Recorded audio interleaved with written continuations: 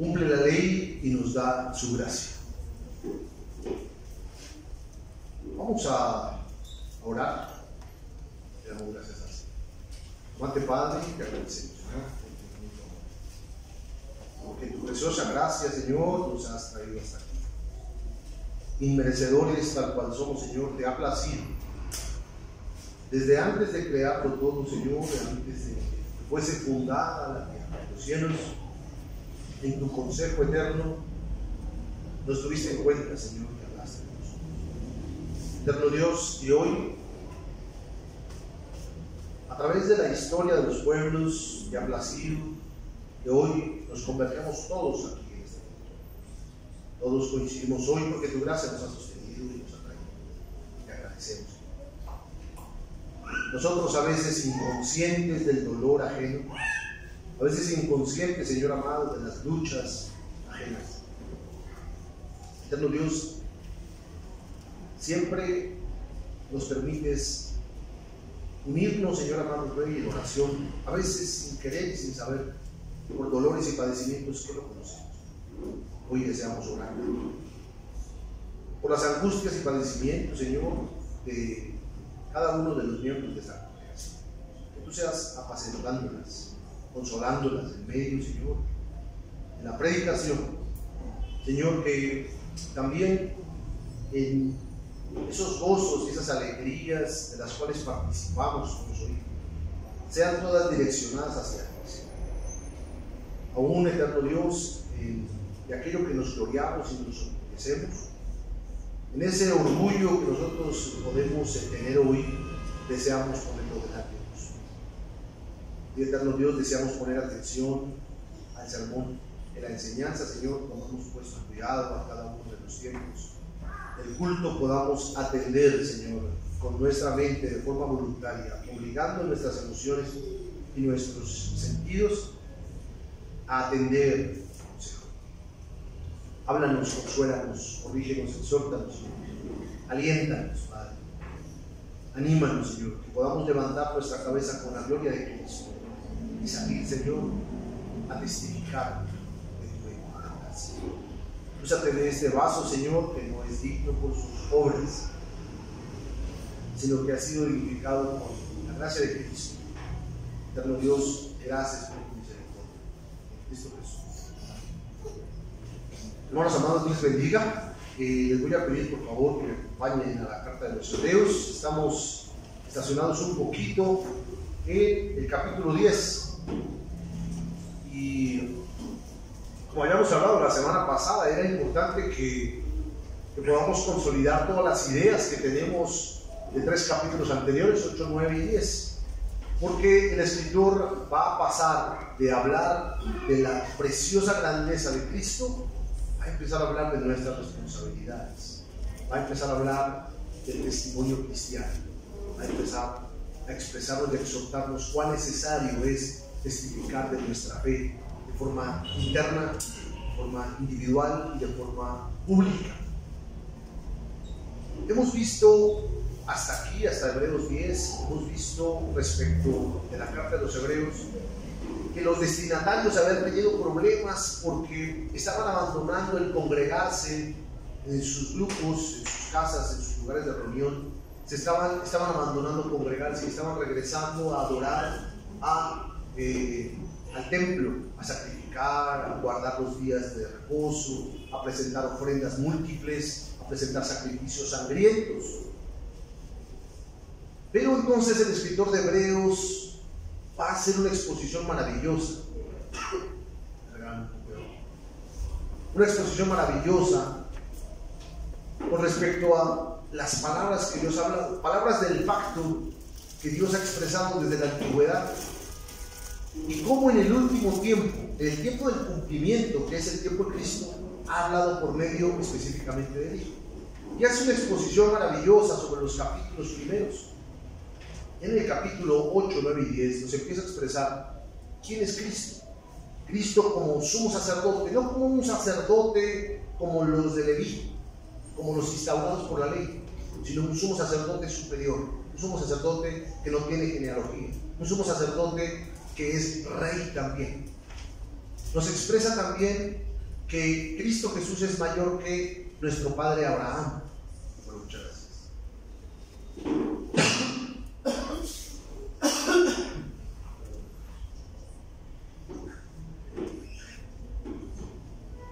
Canté los himnos con mucha pasión. Se me sacó la cara. Hemos hablado entonces cómo el escritor nos ha llevado por la escritura, cómo nos expresa que aún Jesucristo nuestro Señor es mayor que nuestro padre Abraham. Nos ha expresado cómo es el sacerdocio mayor que el de Aarón, cómo es mayor incluso que Moisés. En esta parte del capítulo 10, como vimos la semana pasada respecto al pacto eterno, Dios habló en la antigüedad palabras que habló con el Hijo. Él, el Hijo en su Santo Espíritu charlaron, conversaron sobre qué habrían de hacer juntos. Un proyecto glorioso de la creación, que lo hicieron en amor, que lo sostendrían en amor y que redimirían la creación por amor. Que ellos sostendrían eso por amor, pero la pregunta sería, ¿por amor a quién si nada había? Muchos de nosotros creemos que es por amor a nosotros, pero la Escritura nos enseña que es por amor así. El Señor, y no hay, quisiera yo expresarle que no hay mayor amor que el que se obliga a amar. Hoy en día que el amor es un mero sentimiento y que la gente dice, bueno, ya no siento amor, se acabó el amor. No entiende que el verdadero amor es una decisión que se toma todos los días y a pesar de todo permanece. Y el amor de Dios es mucho mayor que cualquier amor que nosotros podamos expresar. Él nos amó desde antes de la fundación del mundo, de tal manera que determinó y prefijó nuestra habitación, prefijó nuestro trasegar, incluso limitó nuestra maldad, de tal manera que no somos tan malos como pudiéramos ser, pero es cierto que todo nuestro ser es perverso.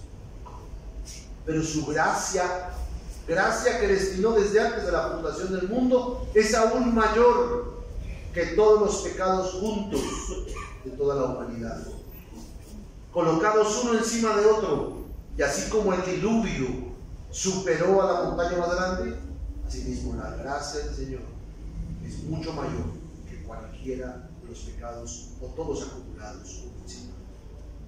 Y esa ira, que era el pago por causa del pecado, fue bebida en un momento histórico, bebida hasta su última gota en la cruz de Calvario, por nuestro Pedro, que es Cristo. Esta es una semblanza de lo que hemos visto. En Hebreos 10, entonces, el escritor en el versículo 1 expresa que la ley solamente tenía una sombra de aquellos bienes venideros. Yo le pregunto, ¿cuáles bienes venideros? ¿No acaso los bienes son todas aquellas cosas que poseo con mi esfuerzo? ¿No los bienes que yo puedo tener son mi esposa y mis hijos? ¿Será acaso esos bienes con los cuales estamos acostumbrados a vivir todos los días lo que es verdaderamente valioso? Los verdaderos bienes, como vimos la semana pasada, fueron aquellas bendiciones que Dios nos dio por medio de su palabra desde antes de que el mundo fuese. Esos bienes habían de venir en un momento dado de la historia y serían concedidos en Cristo por medio del Espíritu Santo. ¿Qué digo con esto? Que en la obra de Cristo, anunciada desde antes de la fundación del mundo, Dios daría bienes a sus hijos. Preguntamos, ¿qué bienes son esos? ¿Será que yo disfruto de los bienes? Hermanos amados, el escritor mismo nos dice en ese versículo que esos bienes estaban en la ley que hemos visto en forma de sacrificios. Solamente contenían sombra, es decir, solamente contenían anunciamientos de lo que verdaderamente vendría en Cristo. Porque la imagen misma de las cosas vendría en Cristo Jesús, no por medio de los sacrificios humanos. Hicimos una aplicación y dijimos, ¿cómo me sacrifico yo todos los días para alcanzar mis sueños? ¿Cómo me sacrifico yo todos los días para alcanzar mis metas? Pero qué difícil es acercarme a ver el sacrificio de Cristo y contemplar lo que Él me ha dado. Qué difícil es que este Dios es pesado. No somos ajenos a las tinieblas, no somos ajenos a la oscuridad que está en torno a nosotros por causa de la obra de Satanás. ¿O acaso por ser reformados no creemos en la obra del diablo? Por supuesto que es real. Y a veces pareciera que no atendemos conscientemente a eso. ¿Acaso no es un mandamiento que yo resplandezca con la luz de Cristo? ¿O acaso somos una lámpara para ponerla debajo del almud y esconderla debajo de la cama, como hacemos muchos de nosotros por causa de la pereza de resplandecer, por causa del miedo de ser rechazados en medio de un grupo de personas a las cuales decimos amar? Qué difícil es verdaderamente aceptar, primeramente, que hemos sido negligentes en nuestra manera de vivir cristiana. El escritor nos enseña, por medio de 10 capítulos hasta aquí, que es más fácil presentar sacrificios, que es más fácil matar animalitos y presentar la sangre, es más fácil ser asesino de animales que ser asesino de mi carne, que todos los días está en contra de la ley de Dios, que todos los días escupiese el rostro de Dios si yo le dejase. Esta carne que se levanta en contra del conocimiento de Dios y que se levanta como la torre de Babel delante del Señor, y que yo sigo edificando con ladrillos esa torre y esa ciudad en contra de Dios. Es difícil, hermanos amados, poder entender que ya no tengo que hacer sacrificios, pero sí debo de contemplar el sacrificio que Cristo hizo. Oh, qué difícil es sentarse a ver que alguien hace la obra de uno, o que alguien ha hecho la obra de uno, y poder adquirir de ello beneficio. No, yo quiero pararme y atribuir y añadir a la obra de Cristo algo. ¿Por qué? Porque quiero dignificar mi vida, quiero añadir dignidad a mi ser, porque estamos acostumbrados a ello. Estamos acostumbrados a que por mis obras yo puedo obtener un nombre que cuando yo muera, un nombre que cuando alguien hable de ese nombre diga: ¡wow! ¡Qué hombre! Aún en nuestra doctrina hay tantos hombres de renombre, y estoy seguro que ninguno de ellos quería hacerse un nombre, pero nosotros le hemos hecho, porque el ser humano está acostumbrado a ser ídolos de lo que sea.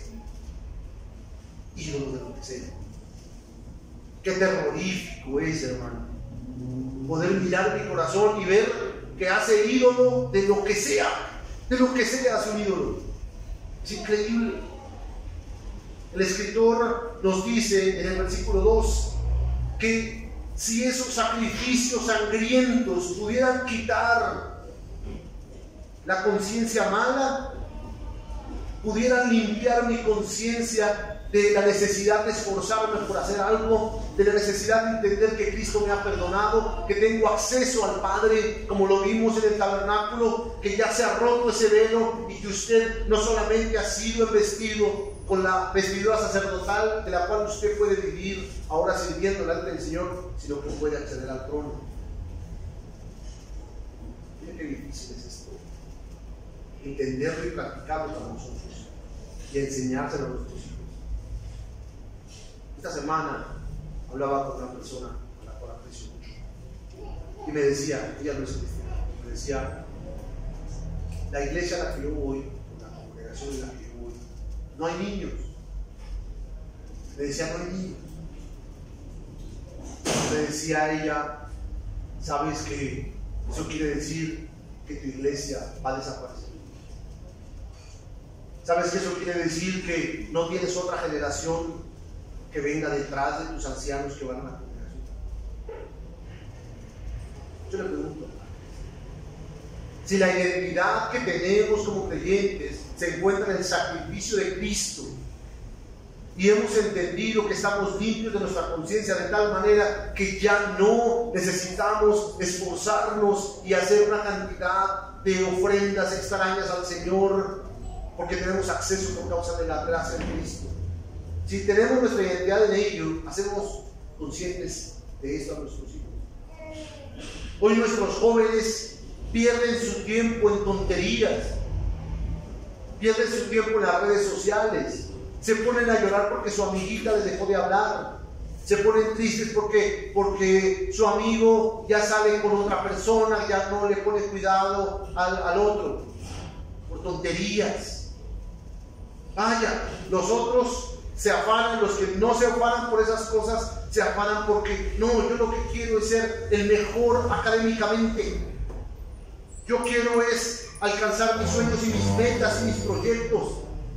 Y no hay error en ello, no hay en eso maldad, hermano. No quiero yo decirle que el hecho de que una persona se esfuerce, pero cuando eso es lo que esta persona encuentra como su identidad y su fortaleza, dígame usted, al permitirle eso, no le está maldiciendo su vida.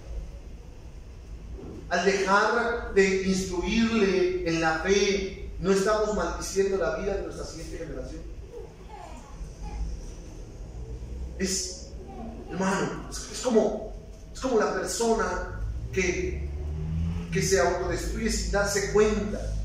Es como una persona que tiene un don precioso que le ha sido concedido y en lugar de valorarlo, de atesorarlo, de limpiarlo, lo destruye con sus manos.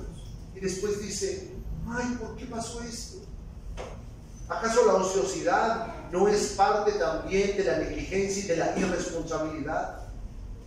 ¿Acaso no vanagloriarme de cosas vanas también es parte de la negligencia del creyente? Cuando yo pongo mi identidad en logros ajenos o en logros propios, ¿no es acaso también eso vanagloria? El escritor nos dice, hemos sido limpios una vez, del versículo 2. Hemos sido limpios una vez y no hay más conciencia de pecado. Preguntamos, pastor, pero yo sigo pecando. Sí, yo también. Pero el escritor no está hablando de la lucha contra el pecado, sino que nos está hablando de la percepción, de la comprensión que el pecado estaba en nosotros y que el pecado nos distanciaba del Señor. El Señor ha quitado el pecado que nos impedía acercarnos al Padre. Él nos está enseñando que yo puedo acceder, acercarme. Mire, no sé cómo explicar. Caminaba yo por la calle del centro, la primera vez que vine a Colombia, y me decía mi esposa, mira, ahí vive el presidente. Sí, ahí vive el presidente.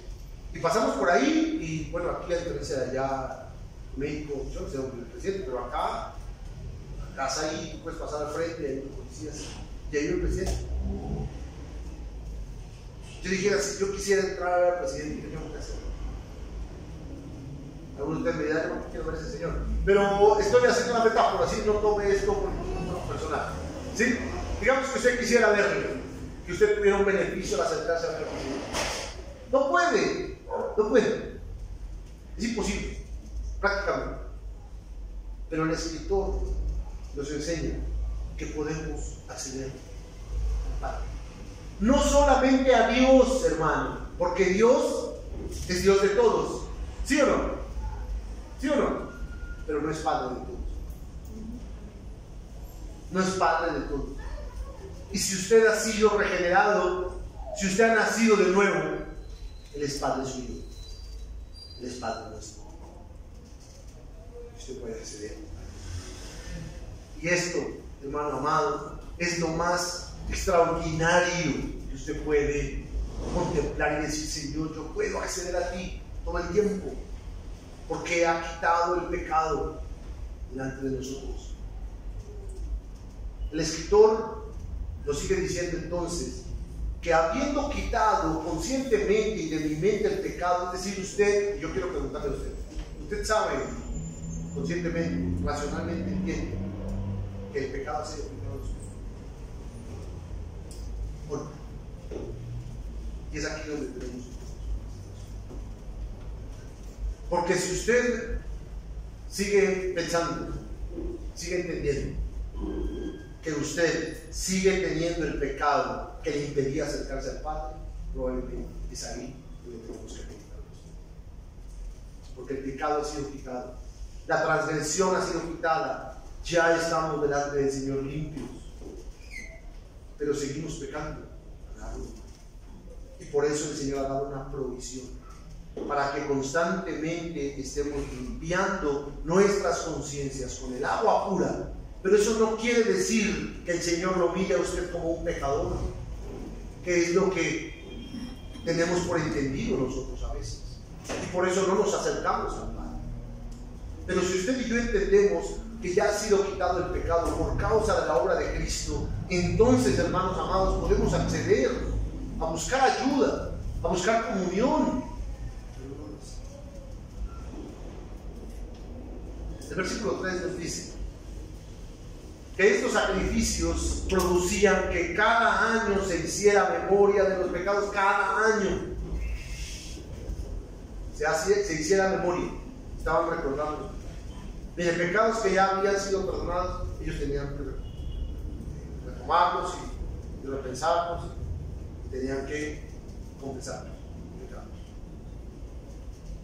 Ahora yo les digo, usted, cuando usted reflexiona sobre la gracia de Cristo, usted dice: Señor, perdóname porque soy un pecador, perdóname porque desde que nací, desde el vientre de mi madre, te ofendí con mi existencia. Usted dice eso. Porque mire, hay una doctrina de algunas congregaciones que cada semana la gente pasa al frente a hacer una oración de fe. No sé si usted sabe esto. Cada semana la persona pasa al frente y hace una oración de fe y dice: yo me arrepiento de mis pecados, te confieso a ti como mi suficiente Salvador. Y cada semana la gente, es la misma gente, ¿no? La gente pasa. Usted dice: yo no sé si a usted le pasó eso, cuántas veces hizo esa oración, ¿no? A lo mejor le da pena pasar ya después de la segunda vez y lo hacía ahí sentado porque le daba pena. Sí, pero seguramente lo hizo muchas veces. Sí, lo hicimos porque a mí también pasó, porque no se sienta solo. Pero entonces yo digo: hermano, ¿usted sigue haciendo eso? Espero que no. Entonces, mi confesión de pecados, ¿qué es? La transgresión voluntaria de mi vida personal. Yo entiendo eso y eso lo hago, porque con mi mente y mi corazón peco. Pero eso es distinto al pecado que lo separaba. Aquí hay una lucha en esta tierra en la que usted lucha con sus pecados, sus pasiones que están condenadas en la carne. Dentro de usted hay la obra del Espíritu Santo. El Espíritu Santo glorioso ha venido a morar en usted, y también Dios ha condenado al pecado en la carne. Hay una lucha en usted, pero usted no puede identificarse con esa carne. Esa no es su identidad. Su identidad no está en sus pasiones desordenadas. Su identidad no está en que quiere ir y hacer lo malo. Ahí no está su identidad. No persevere. ¿Por qué? ¿Y por qué le digo no persevere en ello? Porque solamente se amarga. Solamente me amargo. Dedicarme yo a alimentar esa parte de pecado que está en la carne solamente me va a llevar, hermanos amados, a no poder disfrutar de la plenitud, de la gracia de Cristo. Y es a lo que el escritor va a apelar en los siguientes capítulos. Es lo que trato de explicar. El Señor, y lo haré con una historia del Antiguo Testamento. Cuando el Señor se acerca al huerto del Edén, después de que Adán y Eva comieron del árbol, y ellos escuchan la voz, que es la palabra de Dios que está hablando, ¿qué hacen ellos? Corren y se esconden entre los árboles. Ellos saben qué han hecho, pero no corren buscando al Señor. Ya su decisión ha determinado que ahora son amigos de Satanás. Ya son amigos de Satanás. ¿Qué hace Dios? Solamente hay dos lugares: Satanás y Dios. Ellos han optado por irse con Satanás. ¿Qué hace Dios? Pondré enemistad entre ti y la mujer, entre su simiente y la simiente suya. Aquí en este lugar, ¿hay alguna persona que no sea nacido de mujer? Qué bueno, no está yo predicándole a un ángel o algo ahí que esté culto ahí a usted. Entonces, usted siendo nacido de mujer, ¿sí? Dios ha creado una enemistad con Satanás. Entonces Dios ha creado una tercera posición. Ahora hay Satanás, la simiente de la mujer y Dios. ¿Estamos ahí? Perfecto. Ahora vea esto.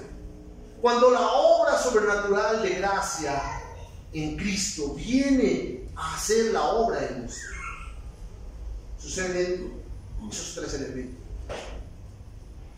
Usted ha sido sellado por el Espíritu Santo y ahora pasa a formar parte de la familia de Dios, y la obra de pecado es condenada a la carne, y aquí hay dos cosas que luchan en medio de usted, y usted está en medio. El Espíritu lucha contra la carne contra el Espíritu, y dice, y los dos contra ti, para que no hagas lo que quieres. ¿Se da cuenta? Para que usted y yo podamos ser receptores del Espíritu Santo, tiene que haber sido quitado el pecado. Esa lucha que usted vive todos los días es buena, porque le está instruyendo, hermano amado, a que pueda ver que la obra sobrenatural del Espíritu Santo está obrando en usted, y es bueno que luche, es bueno que padezca, es bueno que sufra, porque quiere decir que está usted luchando contra la carne, y las obras de la carne están muriendo. Eso es bueno. El escritor nos está convenciendo que no necesita usted hacer más sacrificios por medio de machos cabríos que no pueden quitar el pecado, porque ya no existe el pecado que nos separaba de Dios. Ha sido quitado por la obra de Cristo en la cruz de Calvario. Ha sido quitado. Ahora, hermanos, yo deseo que regrese ahí a su lectura. Estoy haciendo una exposición aquí sistemática, explicando para que podamos tener claridad. Puede usted llevarse este cubo para después pasar a los siguientes temas más adelante. En el versículo número 5, él dice: como la sangre de los machos cabríos no puede quitar ese pecado, ni los pecados tampoco, entonces, ¿qué dice el Señor? Sacrificio y ofrenda no quisiste, mas tú me preparaste un cuerpo. Holocaustos y expiaciones por el pecado no te agradaron. Entonces dije: he aquí que vengo, oh Dios, para hacer tu voluntad, como en el rollo del libro está escrito de mí. Deseo que podamos entender este pasaje, es complejo. Miren, le voy a invitar, por favor, para que podamos ver aquí cuando el Señor dice esto. Y me acompañe, por favor, el Salmo 40, el versículo 6 al 8. Y que recuerden, dice ahí: sacrificio y ofrenda no quisiste, mas me preparaste cuerpo. Holocaustos y expiaciones por el pecado no te agradaron. Entonces dije: he aquí que vengo, Dios, para hacer tu voluntad, como en el rollo del libro está escrito de mí. ¿Quién está hablando ahí? Es Cristo. ¿Cuándo está hablando esto? Salmo 40. ¿Está usted ahí? Sí. Versículo número 6 al 8. Y dice: sacrificio y ofrenda no te agradan, has abierto mis oídos. ¿Así decía? No decía así. Decía: me preparaste cuerpo. ¿Se acuerdan? ¿Se acuerdan que decía así? Ahora, el Salmo 40, que es el que registra las palabras de Cristo desde antes de la fundación del mundo en comunión con el Padre, dice él, que él dice: has abierto mis oídos. Y después dice: holocausto y expiación no has demandado. Entonces dije: he aquí vengo. En el rollo del libro está escrito de mí, ¿qué cosa? El hacer tu voluntad, Dios mío, me ha agradado, y tu ley está en medio de mi corazón. he anunciado en grande congregación, de aquí no refrenen mis labios, Jehová, tú lo sabes. La semana pasada hablamos de un pasaje que nos refería que todas las cosas que son ahora fueron ya y desde antes habían sido declaradas. Que Dios había colocado en el corazón del hombre eternidad sin que tuviese entendido. Este pasaje del Salmo 40 está sucediendo, hermanos amados, 1000 años antes de la venida de Cristo. Y registra en la inspiración divina 1000 años antes de la venida de Cristo. Y registra en la inspiración divina una conversación que tiene Cristo con el Padre. Y le dice: no demandaste, versículo número 6, le dice: sacrificio y ofrenda no te agradan, has abierto mis oídos, holocausto y expiación no has demandado. Yo quiero preguntarle, hemos visto Hebreos capítulo 9, donde hay mucha sangre. ¿Se acuerdan? Capítulo 9 está lleno de sangre. Usted ve Levítico, está lleno de sangre. Éxodo también. Génesis, pues no tanto, pero también hay sangre. Y luego dice aquí el salmista: sacrificios y ofrendas no te agradan.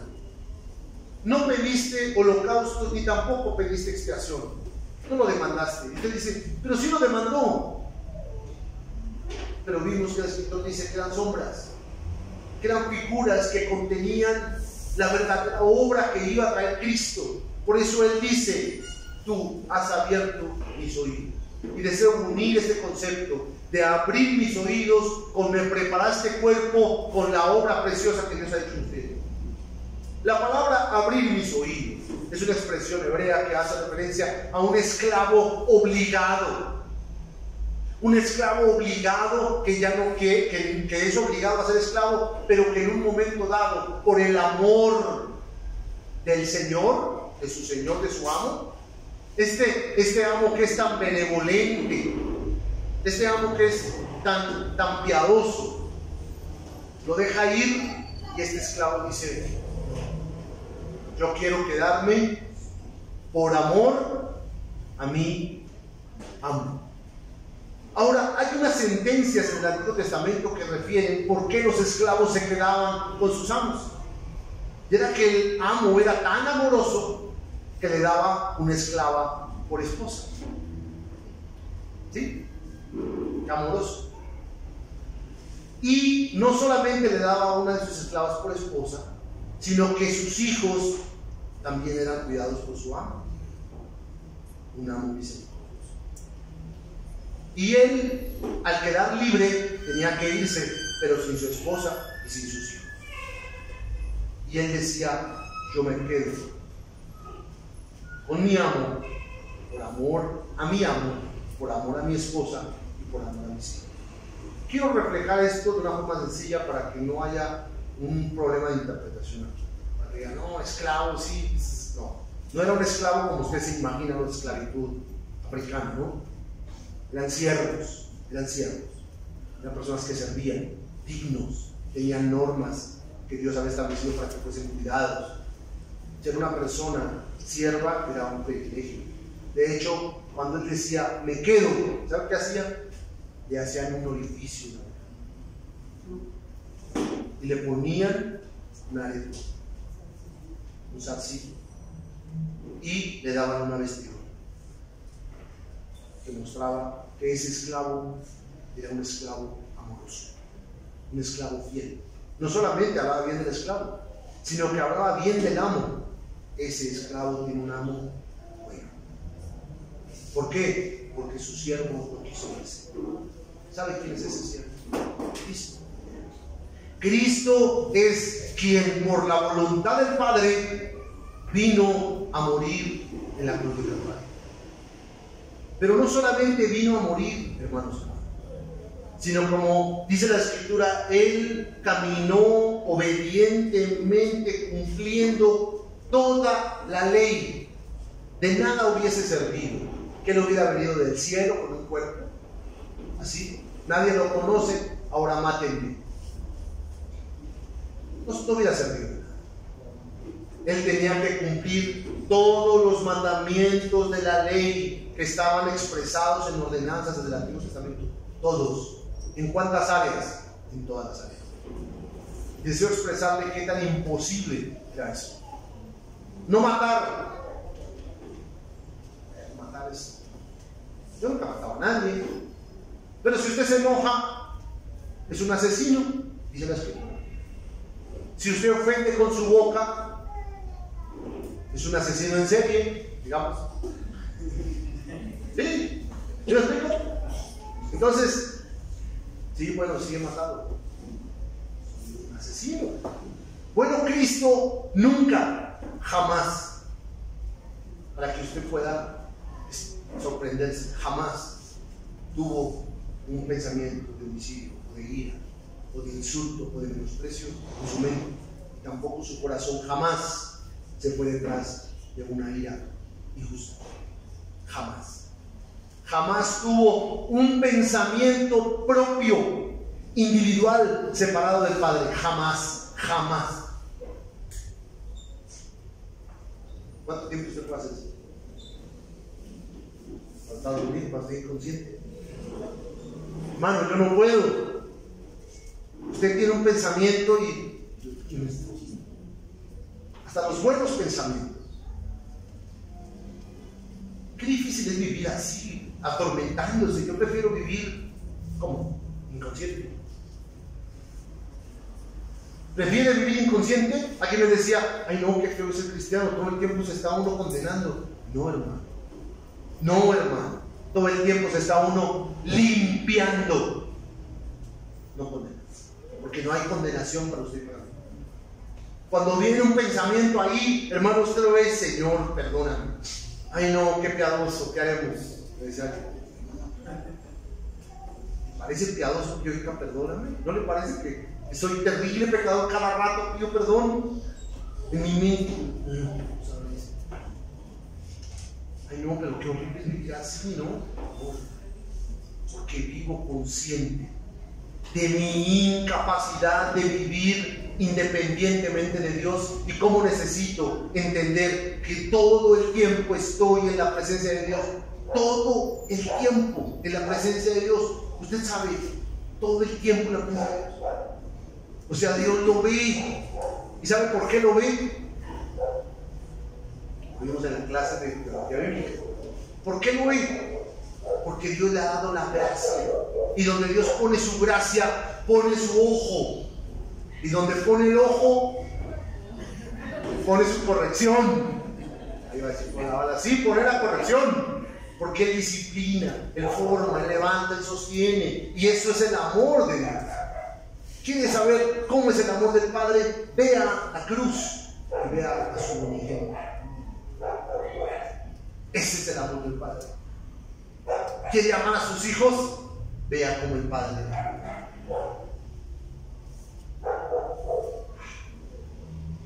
¿Quiere amar a su esposo, a su esposa? Vea como Cristo amó a su iglesia. Si quisiera explicarlo. Como Cristo amó a su iglesia. Que se entregó, que renunció. Vea qué difícil es ser creyente verdadero. No es difícil, no es imposible. Es imposible. ¿Por qué es imposible? Porque eso lo hace la gracia de Dios. Y a usted le obliga, hermano. Le obliga. Pablo decía, ay de mí si no predico el evangelio. ¿Usted cree que se refería solamente a ir y poner iglesias? No, hermano. El evangelio le fue concedido a cada uno de nosotros. Y sabe el dolor y el sufrimiento. ¿Por qué es? Porque no predicamos. Porque no lo predicamos. No lo predicamos. Ahora, no es que usted salga ya a una campaña de gospel al parque y algo así y haga ahorita una predicación. No, señor. De gospel al parque no sé si haya acabado de ocurrir, pero no es que usted vaya a hacer eso. Entonces, ¿qué es?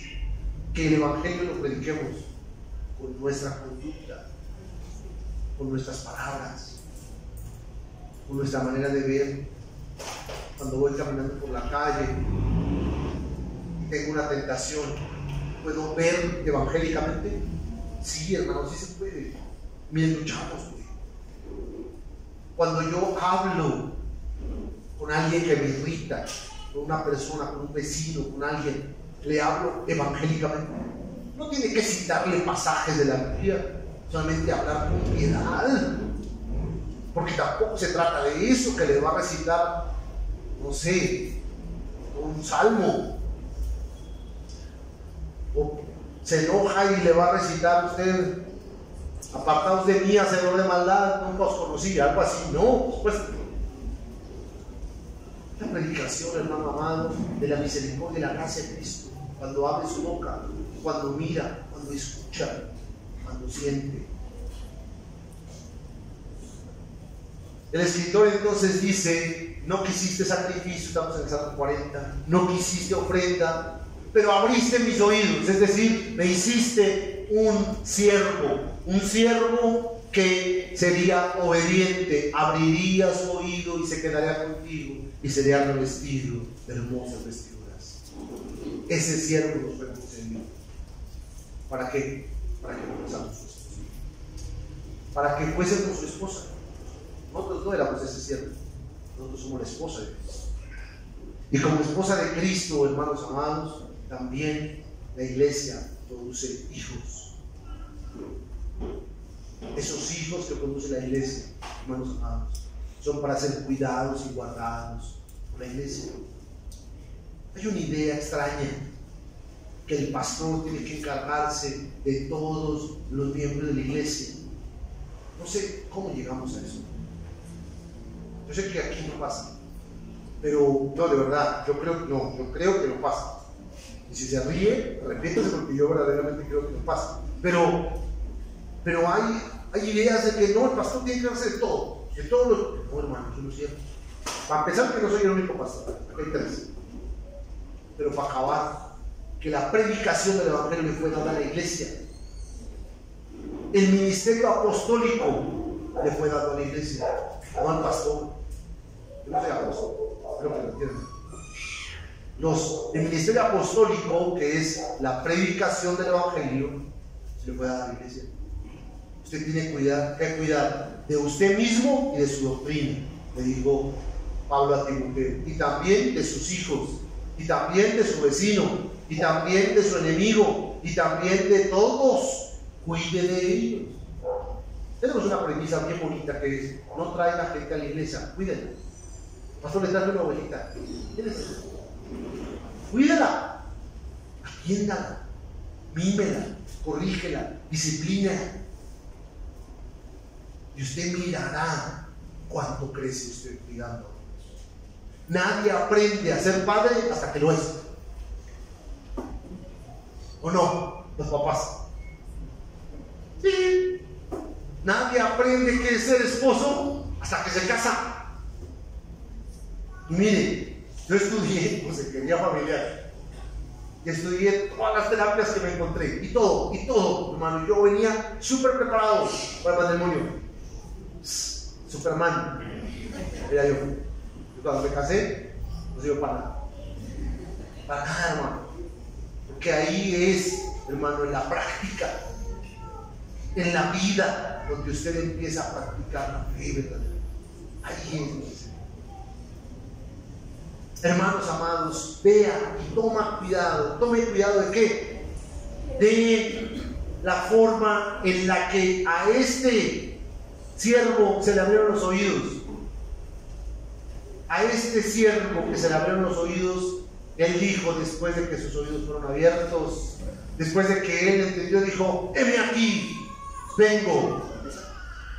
¿Te acuerdas de este pasaje cuando Isaías está delante del trono, así, y ve la magnificencia de la santidad de Cristo en el trono? ¿Sí? En Isaías 6. ¿Sí se acuerda de esto? ¿Sí? ¿Y qué es lo primero que hizo? ¡Ay de mí, que soy muerto! Hubo una convicción de pecado, ¿sí? Cosa que a Cristo no le sucedió. Pero deseo que podamos entender que Cristo, cuando dice heme aquí, Él viene a cumplir lo que dice el texto, que en el rollo del libro está escrito de mí. ¿Qué es el rollo del libro? ¿Qué es el rollo del libro? El rollo del libro. ¿Les parece raro? No dice en el rollo de la ley, no dice en el rollo del libro. ¿Qué dice eso? Nosotros le estudiamos hace tiempo que cuando Moisés está en el monte, él escribe un rollo. Ese pequeño rollo es untado de sangre. Me veo con cara de guapo. Vaya conmigo a Éxodo. Éxodo, capítulo número 24. Versículo número 3. Aquí, en este punto del pasaje, Moisés no ha subido por las tablas de la ley. No ha subido. Apenas va a subir. ¿Ok? No le han dado todo Levítico, no le han dado nada de eso. Va a subir apenas. ¿Ok? Antes de subir, él tiene que hacer un sacrificio y tiene que presentar 70 personas que van a ser oficiales dentro de Israel. En lo que él sube, esas 70 personas van a quedar abajo junto con Aarón y Hur.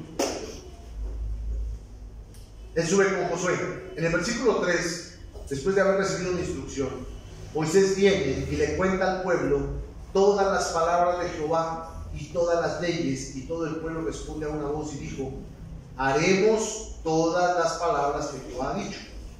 Y Moisés escribió, versículo 4, y Moisés escribió todas las palabras de Jehová, y levantándose de mañana, edificó un altar al pie del monte y 12 columnas, según las 12 tribus de Israel, y envió jóvenes de los hijos de Israel, de los cuales ofrecieron holocaustos y becerros como sacrificio de paz a Jehová. Y Moisés tomó la mitad de la sangre y la puso en tazones, y esparció la otra mitad de la sangre sobre el altar, y tomó el libro del pacto y lo leyó a oídos del pueblo, el cual dijo: haremos todas las cosas que Jehová ha dicho y obedeceremos. Entonces Moisés tomó la sangre, roció sobre el pueblo y dijo: he aquí la sangre del pacto que Jehová ha hecho con vosotros sobre todas estas cosas. Puede ser tediosa la lectura, pero si es tediosa es porque no lee ese perdón. ¿Sí?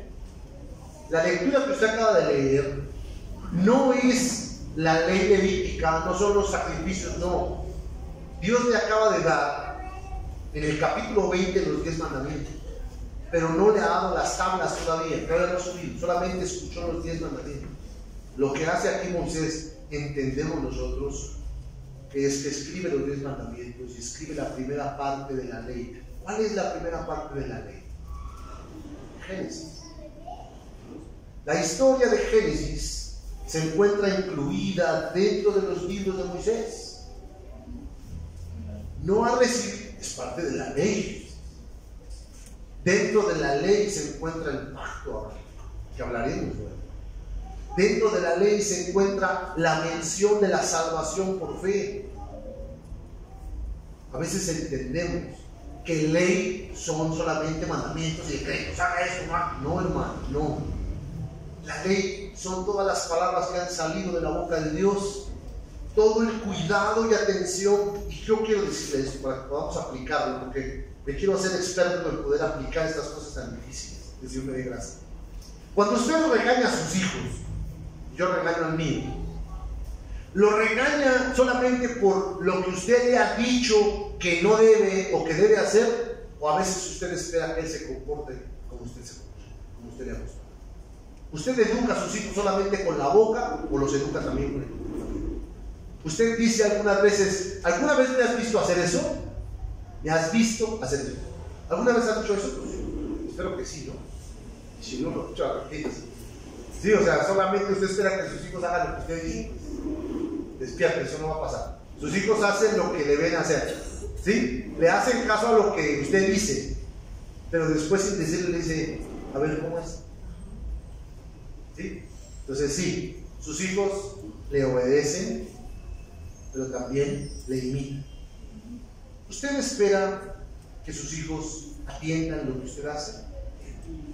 La Escritura en el Antiguo Testamento, en Génesis, muestra la obra que Dios ha hecho con la humanidad.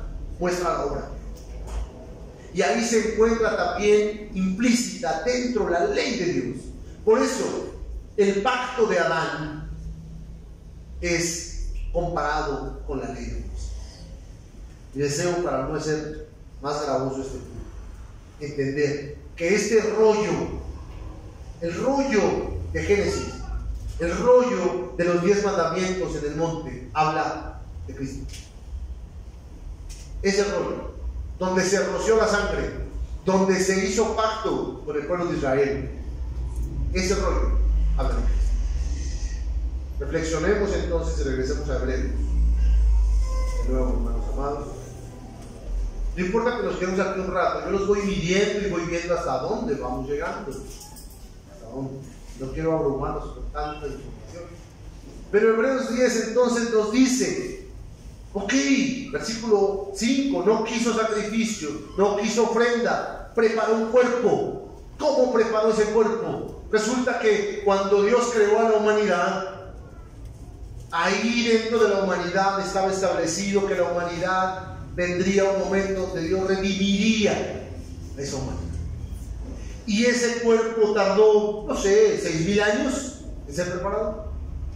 Y cuando Cristo vino y nació de una mujer de la cual descendía del primer Adán, el cual pecó, Cristo nace, tiene una vida perfecta, aprende obediencia, como lo veremos más adelante, que la palabra aprender obediencia quiere decir ser perforado en su oído.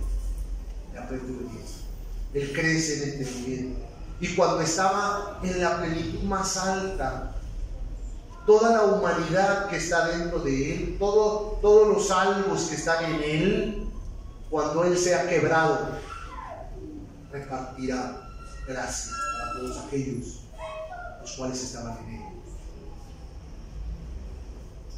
Así como Adán, cuando estaba en el huerto del Edén y quebrantó la ley, y él fue quebrado por su pecado, asimismo repartió a toda la humanidad que pecado.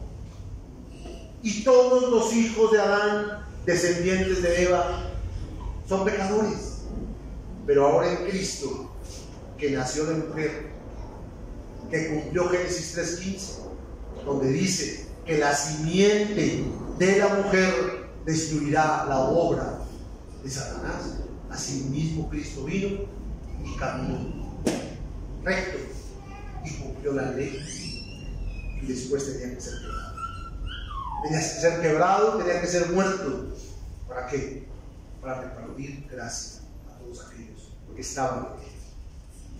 Por eso dice: me preparaste un cuerpo. La Escritura dice en el versículo 6: no quisiste holocausto ni expiación por el pecado, no te agradaron. Entonces yo dije: he aquí vengo, Dios, para hacer tu voluntad. ¿Cómo? Como en el rollo del libro, en la cabeza del libro, en el principio del libro está escrito de mí. Desde el principio de Génesis se encuentra que Cristo iba a venir como sacrificio. Desde Génesis se encuentra que Cristo iba a venir a cumplir la ley. Desde Génesis se encuentra que el reino de los cielos iba a descender de los cielos para establecer su gobierno en la tierra.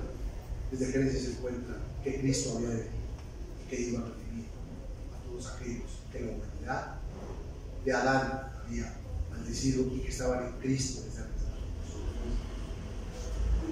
Deseo reflexionar en esta última parte donde él dice, del versículo 7: yo vengo para hacer tu voluntad. Yo vengo para hacer tu voluntad. Y yo quiero aplicar en esto, hermano amado, cómo criamos, cómo formamos nuestra vida, cómo criamos a nuestros hijos en nuestra voluntad.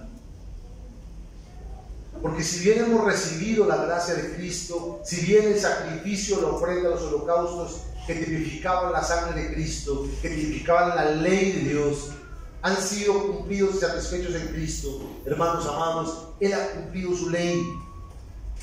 ¿Cómo crío yo a mis hijos? ¿Cómo los corrijo? ¿Cómo les estorbo? ¿Cómo les estorbo?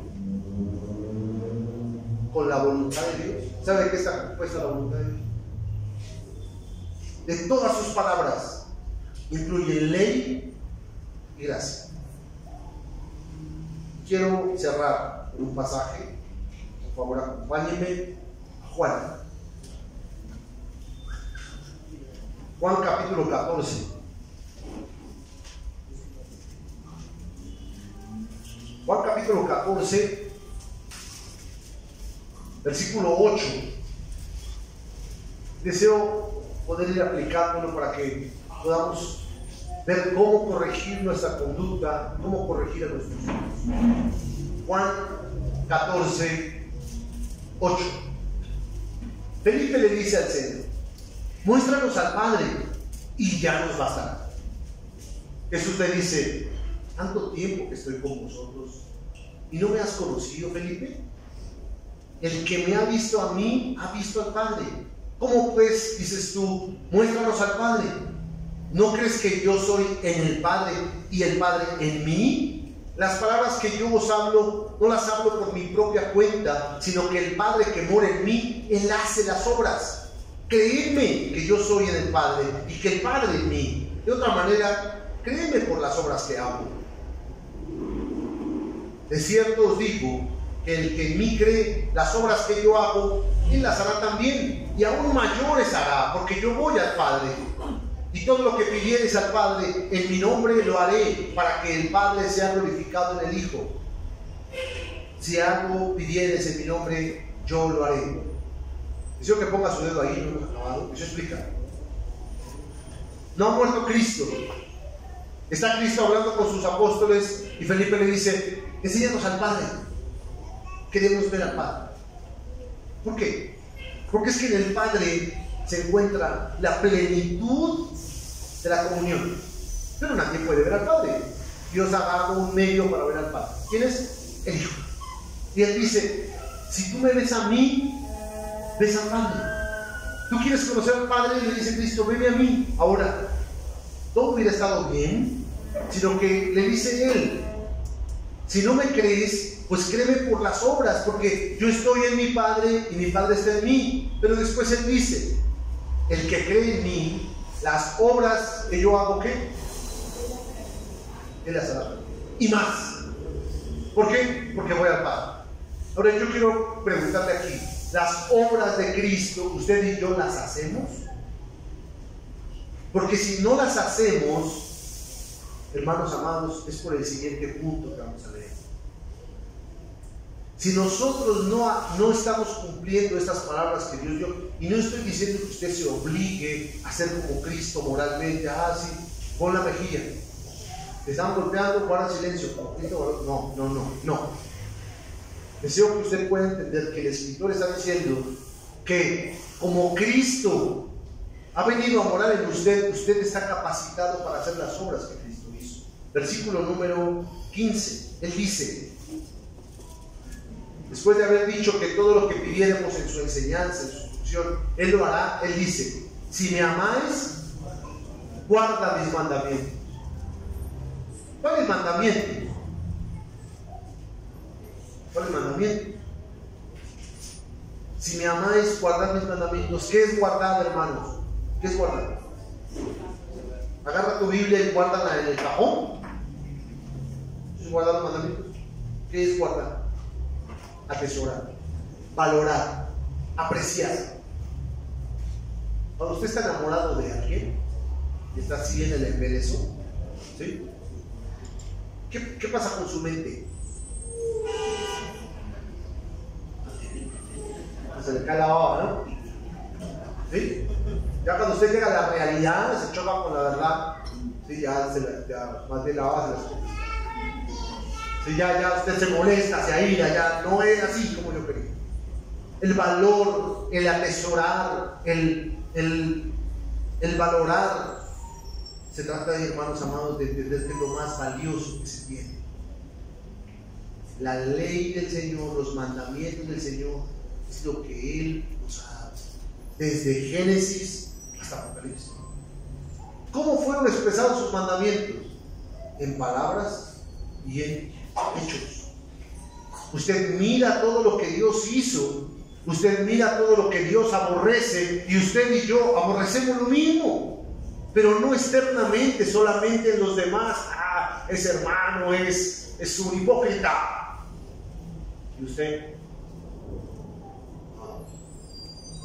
Yo no hago eso. El hermano llega tarde al culto. El hermano no viene. Critico constantemente hacia afuera. Me critico yo. Eso no quiere decir que no saque la paja del ojo de su hermano, no me malentienda. Usted tiene toda la libertad como miembro de la iglesia de acercarse y decir: hermano, le extrañamos la semana pasada, con un extrañamiento santo. Puede decirle con toda libertad, sin sentirse mal. Pero es importante que usted también reflexione sobre su conducta. Es importante. El escritor nos dice: si me amáis, guardad mis mandamientos, atesóralos, y yo rogaré al Padre y os dará otro consolador para que esté con vosotros para siempre. ¿Para cuándo? Siempre. El Espíritu de verdad, el cual el mundo no puede recibir. ¿Por qué no puede recibirlo? Porque no le ve ni le conoce. Pero vosotros le conocéis, porque mora con vosotros y estará. Fíjense. Él dice: ustedes conocen el Espíritu, el Consolador, perdón. ¿Por qué qué? Porque mora con ustedes. ¿Quién es el que moraba con ellos? Jesucristo. Dice: pero cuando yo suba, mandaré otro Consolador, y ahora ese Consolador ya no estará con ustedes, sino en usted. Está en usted. ¿Sí? ¿Está de acuerdo conmigo? Ok. Espera, no se ya vamos a acabar. Dice el versículo número 17: el Espíritu de verdad, el cual el mundo no puede recibir porque no le ve ni le conoce, pero vosotros le conocéis porque mora con vosotros y estará en vosotros. Hermano, el Espíritu de Cristo mora en usted. En usted. Él le cela, Él le impulsa, Él le convence de pecado. El escritor dice: no os dejaré huérfanos, vendré a vosotros. Todavía un poco y el mundo no me verá más, pero vosotros me veréis, porque yo vivo, vosotros también viviréis. En aquel día vosotros conoceréis que yo estoy en mi Padre y vosotros en mí, y yo en vosotros estaré. El que tiene mis mandamientos y los guarda, ese es el que me ama. Y el que me ama será amado por mi Padre, y yo le amaré y me manifestaré a él. Repito esto, hermano. Dice: el que me ama guarda mis mandamientos. El que tiene mis mandamientos y los guarda es el que me ama. El que tiene. ¿Dónde tiene sus mandamientos usted? ¿Dónde están escritos los mandamientos de Dios? ¿No es el pacto renovado el que dice que iba a ser escrita la ley en el corazón de aquellos regenerados? ¿Sabe de dónde viene su pleito y su pelea? Que la ley de Dios escrita en su corazón, hermano amado, no lo deja vivir en el pecado. Por eso sufre. Si usted no sufre por causa de su pecado, hermano, lo siento, el testimonio de Cristo no está en usted. Tristemente, probablemente no ha nacido. No ha nacido. El escritor nos dice: si tú tienes esos mandamientos ahí, hermano, tú me amas. Ahora yo quiero preguntarle, para que usted pueda volver a leer de una forma distinta. Versículo 21: el que tiene mis mandamientos y los guarda, este me ama. Yo le pregunto: ¿usted tiene los mandamientos? Le pregunto de otra forma: ¿usted ama a Cristo? No sé, por tanta cosa ya dice. Si usted ama a Cristo, dice la Escritura, usted tiene los mandamientos. Ahí está. Los escribió allá y los dejó. No, los guarda. O sea que yo tengo que voluntariamente obligarme a guardar a los hermanos. Ellos resplandecen. y usted cada vez los va valorando más y más. Usted no puede dejar de valorar esos mandamientos porque están escritos ahí y resplandecen. Y cada que usted o yo pecamos voluntariamente, ellos gritan. Ellos azotan su ser. Hermano, y usted se aflige y llora involuntariamente a veces. Aún en contra, hermano, aún en contra de que usted quiera aceptar su pecado. Esos mandamientos ahí son tan valorados y atesorados por el Espíritu, hermano amado, que resplandecen, que usted así cierre sus ojos. El resplandor de esos mandamientos es tan fulgurante que ellos resplandecen aún a través de sus ojos cerrados. Que ojos cerrados tipifican necedad y terquedad.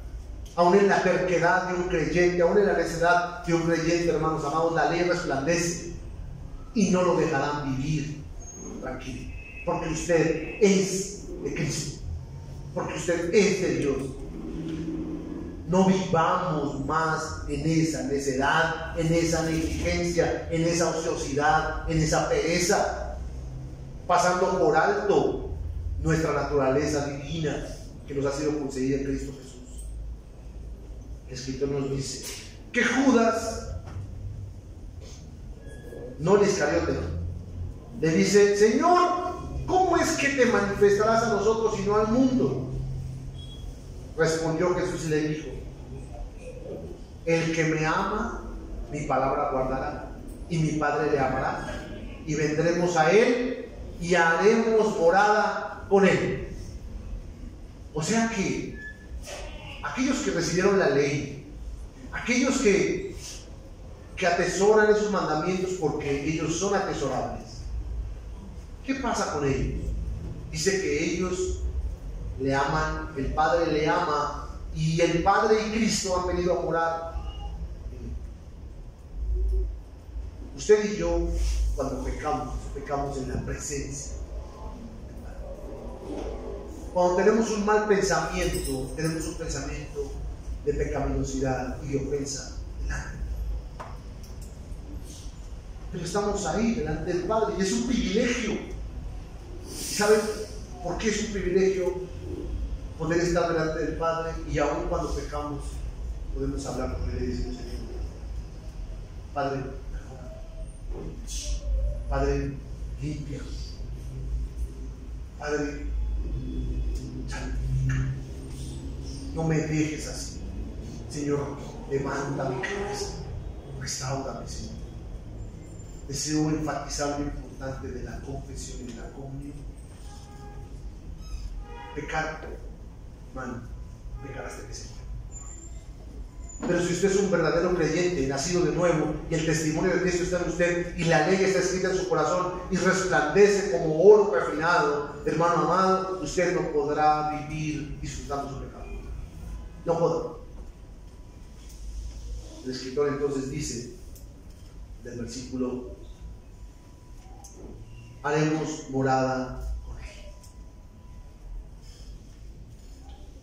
Deseo que oremos en nuestra oración final. Hermanos amados, me acompañen al Salmo, no puedo creerlo,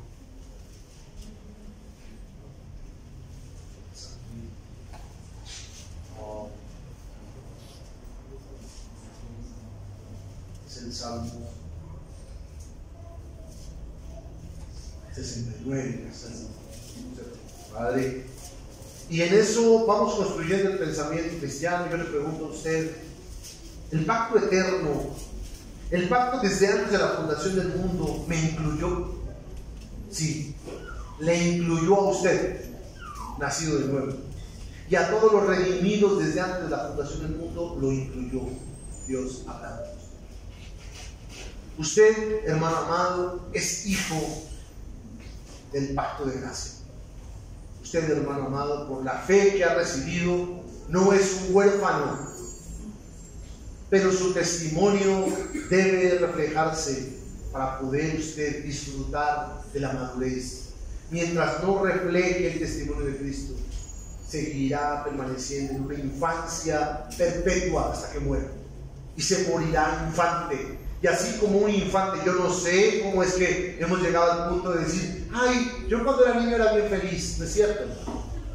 Usted era feliz porque disfrutaba muchas cosas, pero le agarraban con palo cada rato porque se portaba mal. Y lo regañaban y no podía hacer esto y no podía hacer lo otro, porque era un infante, estaba creciendo, estaba aprendiendo. No me diga ahora, ay no, la infancia es la época más bonita que viví. La madurez en Cristo es lo más hermoso, lo que podemos aspirar. Hermanos amados, permanezcamos firmes sin fluctuar hacia allá. Dice aquí entonces en mi reflexión, el Padre y el Hijo y el Espíritu Santo moran en usted. Recuérdelo siempre. Construya su pensamiento cristiano entendiendo que el Padre, el Hijo y su Santo Espíritu moran en usted. Tengamos comunión con ellos, en pensamiento, en sentimiento, en razonamiento, en conducta. Atesoremos la palabra, que es la forma de lavar mi conciencia constantemente con agua pura para estar en su presencia y poder vivir en paz. Mi pecado he cometido, Señor, perdóname, Padre, ayúdame, levántame, Señor, quiero vivir una vida plena como dice la Escritura, disfrutar de la gloriosa gracia de Cristo. Oración final de nuestro texto, el Salmo 69. Hermanos amados, es un poco largo, pido que yo voy a leer la reflexión del Salmo y usted lo sigue. Es una forma de seguir un tema. El Salmo usted lo coge el tema y usted ora respecto al Salmo. Yo voy a hacer la oración y usted va siguiendo para que vaya viendo los temas y aprenda cómo orar de acuerdo a los salmos. Oramos en este. Amado Dios, recordamos hoy tu preciosa gracia, que en Cristo, cuando estaba en la cruz, eterno Dios, y clamó, porque las aguas, Señor amado, del pecado estaban inundándolo y hasta el alma, Señor, padeció. Él clamando, eterno Dios, Señor, sintiendo el cielo profundo del pecado, donde en su percepción no podía sentar su pie, y las aguas de los abismos y las corrientes le anegaron, porque tu ira te castigó. Cansado él, Señor amado, de llamar y su garganta enrojecida, Señor, y desfalleciendo los ojos de nuestro Cristo esperando en ti, se aumentaron cada vez más y más, Señor amado Rey, sobre su cabeza los aborrecimientos de todos los que le rodeaban, Señor. Y se hicieron poderosos sus enemigos y le destruyeron sin tener por qué. Y él, Señor amado, pagó lo que no robó. Él pagó, Señor, lo que no transgredió. Tú conociste, Señor amado Rey, Padre Celestial, la sensatez con la que Cristo vivió y la insensatez con la que fue tratado. Eterno Dios, nuestros pecados Él cargó y no te fueron ocultos. Él fue avergonzado por causa nuestra, Señor. Pero nos diste la bendita confianza para poder, Señor amado, en tu presencia. Oh Señor Jehová de los ejércitos, no seamos confundidos, eterno Dios, por aquellos que buscan que nos apartemos de ti, oh Dios de Israel. Porque por amor a ti, Cristo nuestro Señor sufrió la afrenta y confusión cubrió su rostro, Señor. Extraño fue en medio de sus hermanos y no le conocieron ni le conocimos, Señor amado Rey. Porque a Él le consumió el celo de tu casa. Él fue celoso de tus mandatos, Señor. Eterno Dios, y todos los vituperios y de nuestros, de los que nos vituperaban, cayeron sobre Él, Señor amado.